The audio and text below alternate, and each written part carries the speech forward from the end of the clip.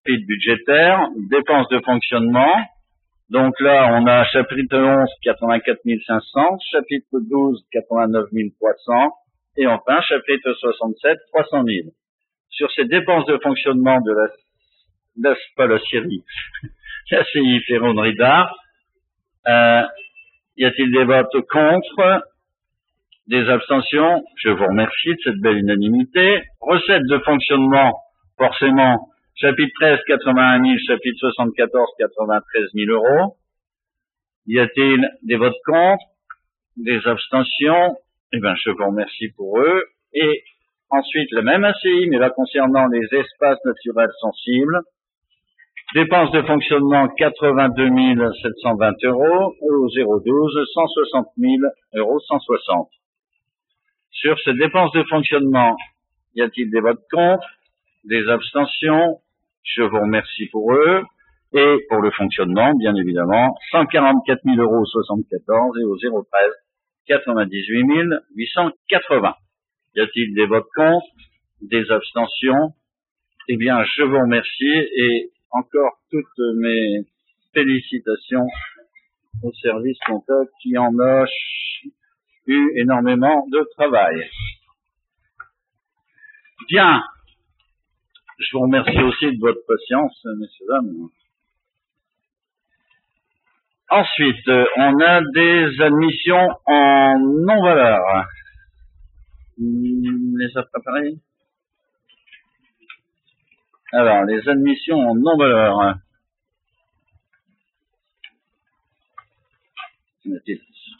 Tellement vite. Alors, admission en non-valeur. Ça concerne le solde des repas de cantine et de l'ACM. On a 52 euros plus 10 euros, 60 euros. Donc je demande à l'Assemblée de bien vouloir se prononcer pour l'admission en non-valeur, c'est-à-dire qu'on n'exercera pas le recours pour percevoir ces 62 euros.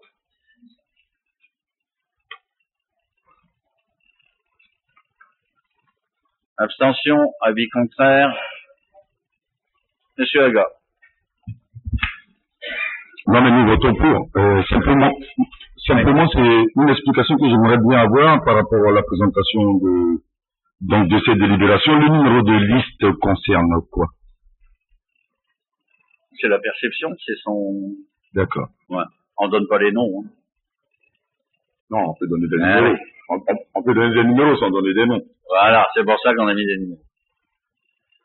Bien, j'ai une autre information. Tout à l'heure, j'ai commencé à dire que pour le FCTVA, ce serait fin mai et non pas fin juin qu'on ferait notre débat, notre compte administratif, pour toucher plus vite le FCTVA. Par contre, pour information, ça j'y tiens absolument, le compte administratif sera voté fin mai et le DOB se fera fin décembre 2015. Et le vote du budget se fera en janvier 2016. Pourquoi cette rapidité?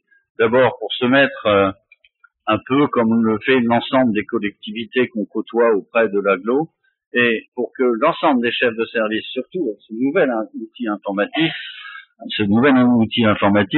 soit véritablement en possession de leur enveloppe budgétaire qu'ils ont début janvier.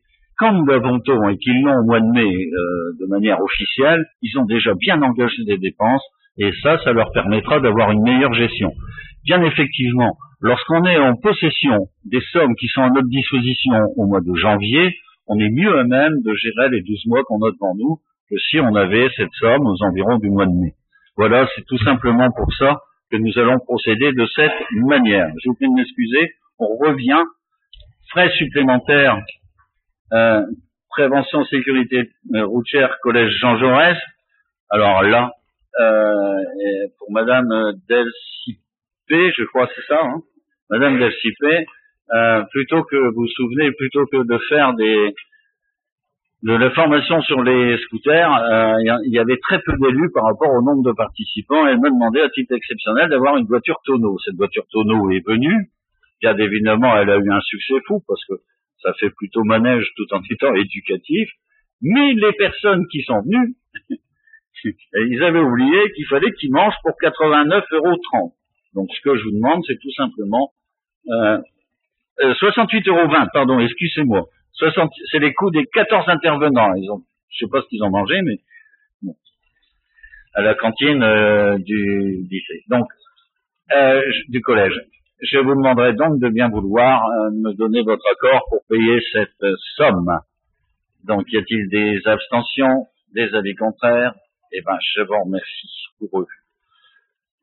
Demande de participation financière pour un voyage en Italie, lycée du Pays de Condé. Donc, comme d'habitude, ça se déroulera une participation en Italie du 11 au 16 mai. Et comme nous le faisons traditionnellement depuis des années, 45 € par élève vieux condéen, participant à ce séjour. Pas encore. Enfin, moi, je l'ai pas, mais peut-être. Ah, ils n'ont pas encore clôturé, me dit-on, les inscriptions. Hein?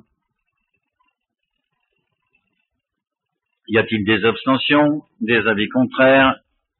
Eh ben, je vous remercie. Alors, subvention exceptionnelle, Scoroc Production. Voilà.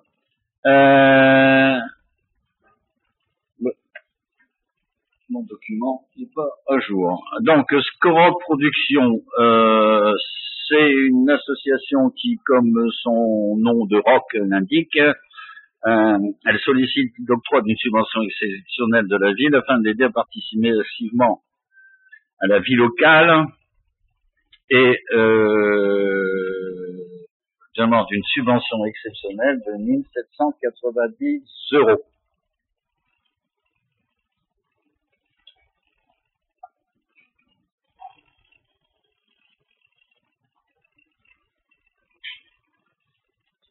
Y a-t-il, madame?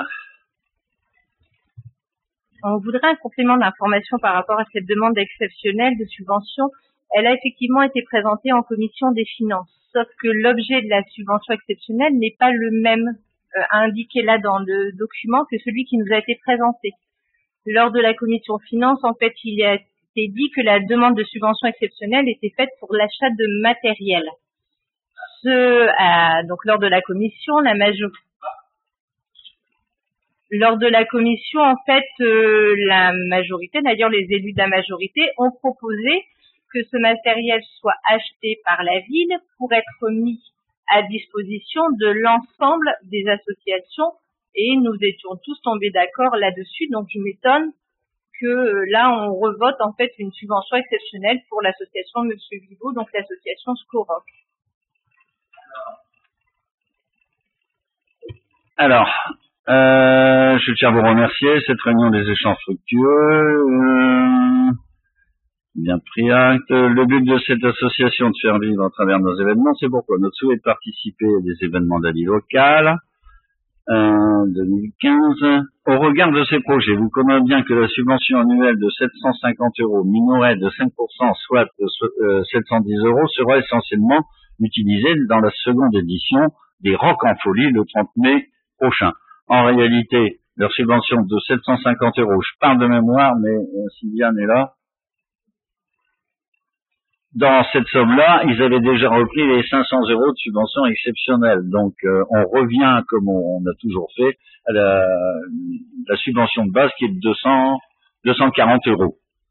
Alors, de ce fait, je vous sollicite de votre bienveillance, d'une part, l'obtention d'une subvention exceptionnelle de 1 790 € afin que nous puissions contribuer à l'attractivité de notre ville et d'autre part le versement anticipé de l'ensemble des subventions accordées en avril 2015 dans l'attente de votre réponse.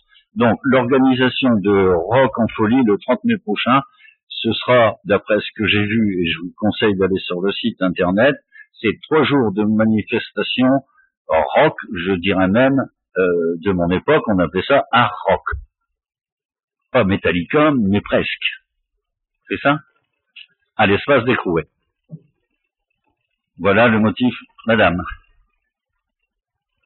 Moi, je voulais, je voulais intervenir parce que je trouve que c'est un petit peu gênant. Vous connaissez Monsieur Vivo, vous savez qu'il est également notre correspondant Ouest du Nord.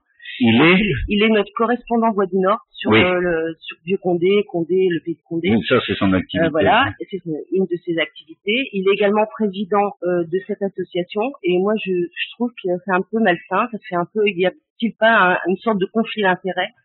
Est-ce pas une façon d'acheter la presse? Voilà.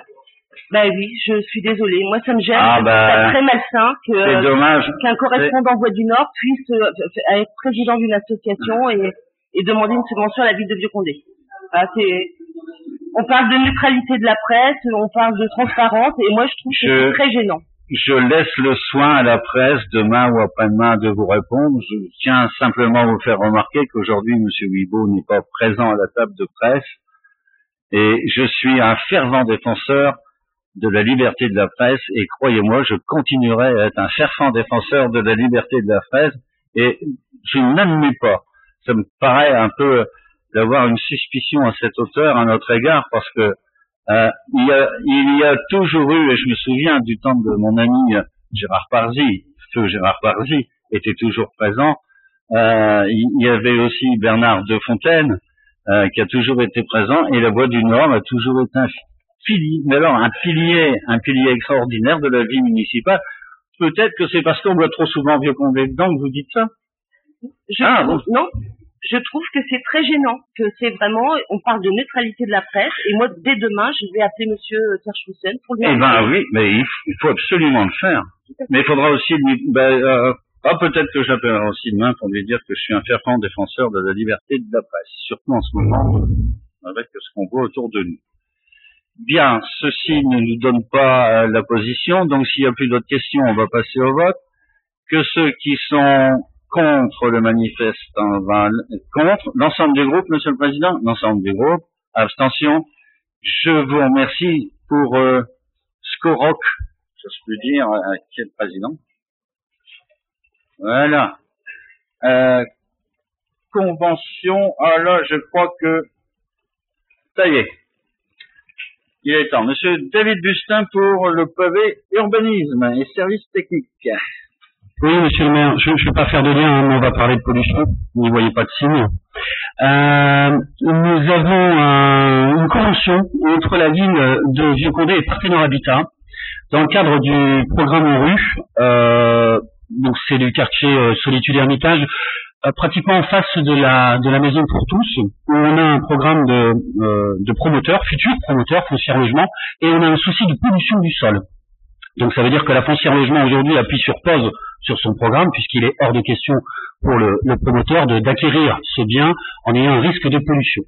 Le seul existant au passé, c'était le building que tout le monde a connu, l'immeuble qui était présent et qui a été rasé.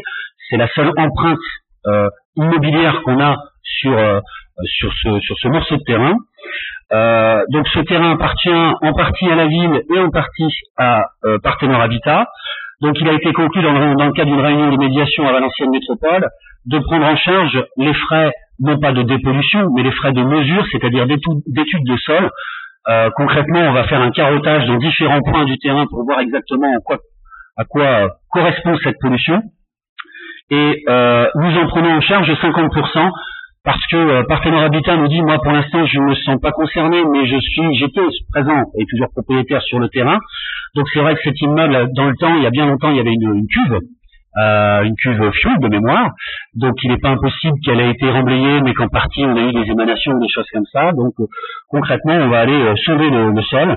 Et cette participation de la ville, puisqu'on est deux partenaires, ville de Vieux-Condé et Partenaire Habitat, sera donc de 50% pour la ville, et forcément les 50% restants sont de Partenaire Habitat. Donc la charge pour la ville est de 18 331 € et 20 centimes, ce qui représente les 50%, donc eux vont payer la même chose.